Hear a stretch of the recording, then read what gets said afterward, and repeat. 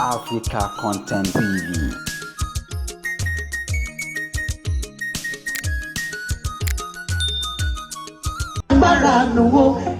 Kí ògo rẹ kó má ṣe ṣí lọ láyé mi. Ọjọ́ tí táyà ọkọ̀ tó bá sọ agbára nù, ó lè máa yọ òjò, ó dẹ̀ lè bẹ́ ọ lójijì. Ọlọ́run mo bẹ̀rọ̀ òní sọ agbára nù. Ògo Olúwa kò dẹ̀ ní ṣí. Iyaloja ẹ sọ fún wọn wípé bàbá má má jẹ́ sọ agbára nù. Kí ògo rẹ kó má ṣe ṣí lọ láyé mi. Bàbá má má jẹ́ sọ agbára nù. Ní Nàìjíríà kí ògo rẹ kó má ṣe ṣí lọ láyé mi. Iyaloja ọjọ́ tí wòlíì àbí aríran tó má sọ agbára nù kò ní ríran ẹ̀mí mọ́, a kò máa ríran pàápàá. Ọlọ́run mo bẹ̀rọ̀ má jẹ́ sọ agbára nù o. Kí ògo rẹ kó má ṣe ṣí lọ láyé mi. Tinubu ọjọ́ tó lórí ẹ̀mí tó bá sọ agbára nù, fọ́nbọ́n fi sí pósítà àwọn fáṣọ wọn ní ṣọ́ọ̀ṣì kọrin ni. Ọlọ́run mo bẹ̀rọ̀ má jẹ́ sọ agbára nù o.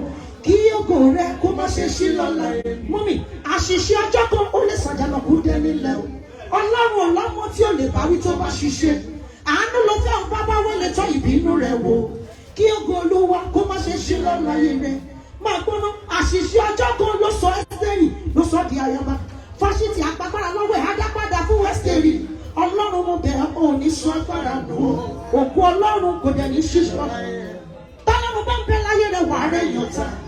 Ogun lè gbóná síbẹ̀síbẹ̀ wá ṣẹ́gun. Tọ́lọ́run bá lọ láyé ẹni ẹ̀sìn dére ni. Ọlọ́run má jẹ́ òṣèṣin ìwọ òsì ní tàbùkù. Mọ́mì, tó bá ń fọwọ́ sọ̀yà nínú Ọlọ́run ni. Tọ́lọ́run bá kọ́ ẹ odológun àná. Lórúkọ Jésù ò ní sọ agbára nù. Ẹni tó lè gbapá tó tún lè dẹ́sẹ̀ ara rẹ̀ gbé. Tó bá sọ agbára nù á dẹrù tí wọ́n ń gbé kiri. Lórúkọ Jésù ò ní dẹrù tí wọ́n ń gbé kiri. Ògo Ọlọ́run kò ní ṣí lọ láyé rẹ̀. Onírógun kánsà, oníbáwọn rógun stroke. Lórúkọ Ọlọ́run oníbáwọn ní gonorrhea o. Ogun síbílíìsì, ogun aṣọ rádàbà kò ní lọ́dọ̀ tiẹ̀. Lórúkọ Ọlọ́run ògo Ọlọ́run kò ní ṣí lọ láyé rẹ̀. Iyaloja general ó ti wà lókè òní jábọ́.